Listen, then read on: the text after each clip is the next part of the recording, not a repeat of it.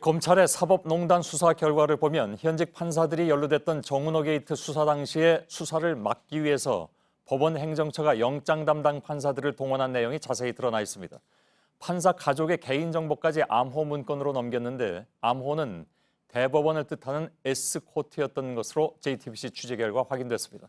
또 영장 판사들이 빼돌린 수사 기밀이 비위 판사에게까지 흘러가 실제 증거인멸이 시도됐다는 내용도 공소장에 담겼습니다. 한민영 기자입니다. 2016년 전현직 판사들이 연루된 이른바 정은호 게이트 수사 당시 법원행정처는 수사선상에 오른 판사와 그 가족 등 31명의 명단을 서울중앙지법 영장 담당 판사들에게 전달했습니다. 이들에 대한 영장이 청구되면 더 엄격히 심사하라는 가이드라인도 있었습니다. 불법 수집한 개인정보였던 만큼 암호가 걸린 보안 문건으로 전달됐는데 암호는 영어로 대법원을 뜻하는 슈프림 코트의 줄임말인 SCOURT였습니다. 당시 영장 판사들은 검찰이 청구한 각종 영장에 첨부된 수사 기록을 빼돌려 법원행정처에 보고했습니다. 성창호 부장판사는 당시 김수천 부장판사에 대한 구속영장이 청구되자 딸 계좌에 1,800만 원이 입금된 사실이 확인됐다는 등의 수사 기밀을 자세히 알려줬습니다. 조희연 부장판사도 김 부장판사와 관련된 계좌 추적 영장 등이 청구되자 153쪽에 달하는 수사 보고서를 통째로 복사해 전달했습니다. 특히 영장 담당 판사로부터 넘겨받은 수사 자료를 토대로 대법원 감사가 진행됐고 이 과정에서 김 부장판사는 검찰의 수사 내용과 주요 관련자의 진술을 파악한 것으로 드러났습니다. 검찰은 김 부장판사가 윤리감사관실에 조사를 받은 후 뇌물을 준 이모 씨를 찾아가 허위 진술을 부탁하며 증거인멸을 시도한 정황도 파악했습니다. JTBC 한민용입니다. 김경수 경남지사의 1심 재판장이었던 성창호 부장판사가 사법농단 관련 재판에 넘겨지면서 공방은 정치권으로 옮겨붙었습니다. 당장의 한국당은 김경수 판결에 대한 보복이라면서 민주당이 추진하는 법관 탄핵도 온몸으로 막겠다고 했습니다. 민주당은 사법불신의 장본인이 누군지를 돌아보라고 했습니다. 박유미 기자입니다. 누가 봐도 명백한 김경수 판결에 대한 보복이고 사법부에 대한 겁박이라고 할 수밖에 없습니다. 자유한국당은 성판사 기소를 보복과 겁박으로 규정했습니다. 오히려 부당한 지시를 받은 피해자라는 주장입니다. 반면 민주당은 성판사의 과거 행적을 지적하면서 성창호 그런 판사가 뭘 했는지를 먼저 좀 보라고 좀 말씀을 좀 드리고 싶어요. 영장 관련된 정보나 이런 것들을 거의 10여 차례 이상 보고했다라는 거죠. 한국당 스스로를 돌아보라고 반박했습니다. 과거에 그 박근혜 정부 때의 그런 검찰 유착이나 또 사법부와의 재판 거래 이런 것들을 당연시하는 사고 발상에서 나오는 것이다 이렇게 보고 민주당 일각에선 성판사를 탄핵 대상으로 검토하자는 주장까지 나옵니다.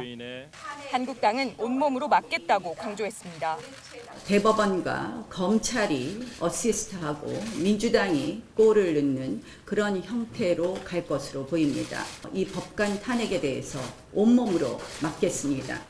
다만 민주당 홍영표 원내대표는 법관 탄핵에 대해 합의되지 않으면 본회의 통과가 쉽지 않다며 다른 야당들과 논의해 결정하겠다고 밝혔습니다. JTBC 박유미입니다. 김학의 전 법무부 차관의 성접대 의혹을 조사하고 있는 검찰 과거사 진상조사단이 당시에 경찰의 수사가 부실했다는 의혹을 제기한 내용을 보도해드렸습니다. 물론 경찰은 오늘 이를 반박하는 입장을 내놓기도 했죠.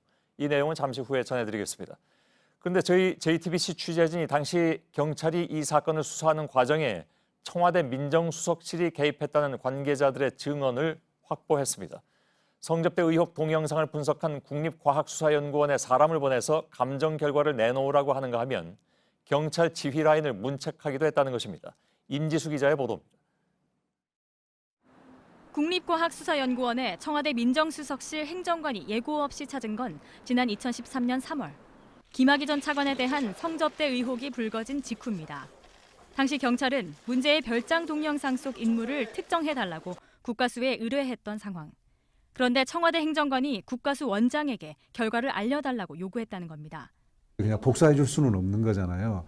안 됩니다. 그래서 제 방으로 찾아왔고. 서 원장은 원본 동영상이 포함된 감정선은 절대 내줄 수 없다며 거절했습니다. 국과수를 찾았던 당시 청와대 김모 행정관은 민정수석실의 정상적인 업무였다는 입장입니다. 아니 내가 간 건 아니야. 내가 무슨 외압을 해요? 영상 보지도 못했고 잘라야 되냐 말아야 되냐 결정을 해야 되니까. 하지만 해당 시점은 김 전 차관이 자진 사퇴한 뒤로 인사 검증이 필요한 시기도 아니었습니다.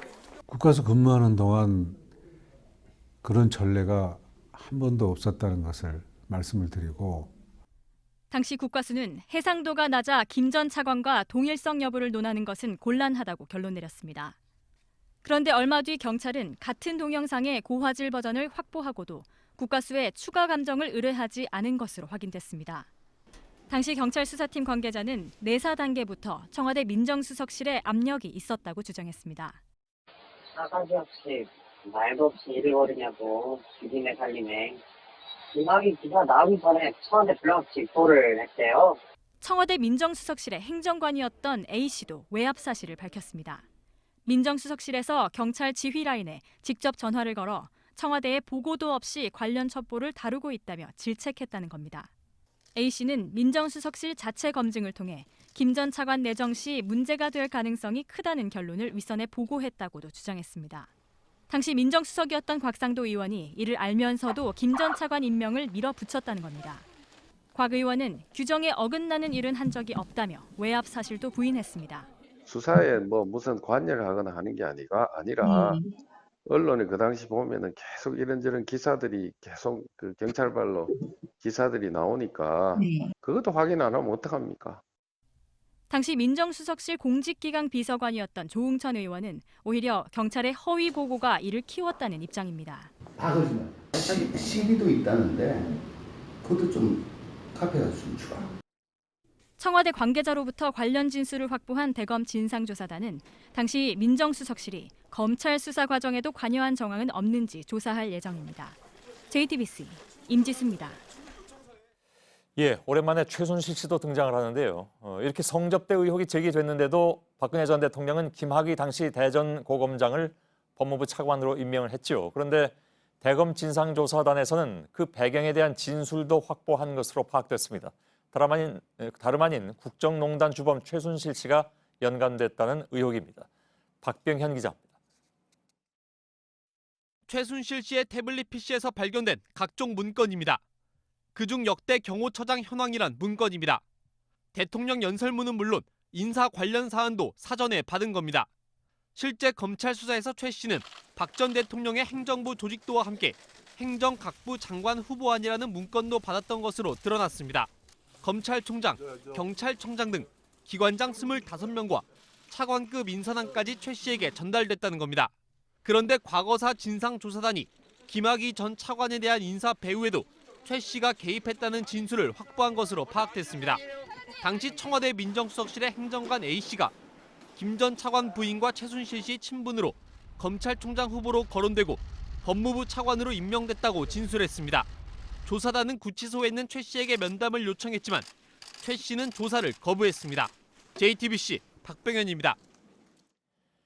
대검 진상조사단은 이 사건의 부실 수사에 당시 검찰 인사들이 관여했는지도 들여다보고 있습니다. 이 때문에 김학의 전 차관에게 성접대를 한 의혹을 받는 건설업자 윤중천 씨를 여러 차례 불러서 조사를 진행했습니다.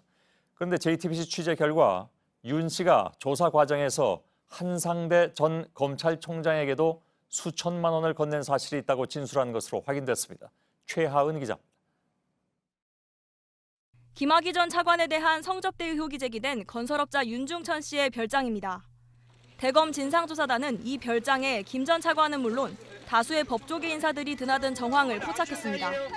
윤 씨는 일부 인사들과는 골프를 치고 술자리를 하는 등 개인적인 친분도 유지했던 것으로 알려졌습니다. 그중에 김 전 차관 수사를 맡은 검찰 지휘라인의 대검 간부도 있었던 것으로 확인됐습니다. 특히 조사단은 윤 씨로부터 한상대 전 검찰총장에게 수천만 원을 건넨 적이 있다는 진술도 확보한 것으로 파악됐습니다. 하지만 윤 씨는 대가를 바라고 준 돈이 아니었고 후원 차원이었을 뿐이라고 해명한 것으로 파악됩니다. 실제 2013년 수사 당시 윤 씨의 별장 압수수색 과정에서 한상대 전 총장의 명함이 발견되기도 했습니다. 당시 검찰은 한 전 총장과 관련한 내용을 윤 씨에게 확인하지 않았습니다. 조사단은 김 전 차관을 윤 씨에게 소개해 준 것도 한 전 총장으로 보고 있습니다. 한 전 총장은 이명박 정부 시절인 2011년부터 2012년까지 검찰총장을 지냈습니다. 당시 대전 고검장을 지냈던 김 전 차관은 박근혜 정권 출범 직후 법무부 차관으로 내정됐습니다. 변호사로 활동 중인 한 전 총장은 연락이 닿지 않았습니다. 대검 진상조사단이 당시 윤 씨로부터 접대를 받았던 법조계 인사들에 대한 조사를 확대해야 한다는 지적도 나옵니다. JTBC 최하은입니다. 당시의 부실 수사의 책임이 누구에게 있는지를 두고 경찰과 검찰 사이에 진실 게임 양상이 벌어지고 있습니다. 경찰이 확보한 사진과 동영상 3만 건을 빠뜨렸다는 검찰 과거사 진상조사단 발표에 대해서 경찰이 오늘 정면으로 반박하고 나섰습니다. 이한길 기자입니다. 검찰 진상조사단은 지난 4일 경찰이 수사 당시 디지털 증거 3만 건을 검찰로 넘기지 않았다는 조사 결과를 내놨습니다. 발표 이틀 만에 경찰이 반박하고 나섰습니다. 당시 사건을 수사했던 경찰 관계자는 3만 건 가운데 16,000건은 혐의와 전혀 관련이 없어 보내지 않았고 나머지는 CD에 담아 모두 검찰로 보냈다고 말했습니다. 만약 경찰이 보낸 자료에 문제가 있었다면 검찰이 추가로 요구하면 되는데 검찰은 지난 6년간 아무것도 하지 않았다고도 했습니다. 그러면서 부실 수사의 책임은 검찰에 있다고 주장했습니다. 경찰은 김학의 전 차관의 혐의가 인정된다고 봤지만 검찰이 사건을 무혐의로 처리했다는 얘기입니다. 이에 대해 검찰 진상조사단은 당시 경찰이 보낸 증거 목록과 실제 CD에 들어있는 파일이 일치하지 않았다고 밝혔습니다. 또 경찰이 입수한 자료를 마음대로 검찰에 보내지 않은 것은 이해하기 어렵다고 했습니다. JTBC 이한길입니다.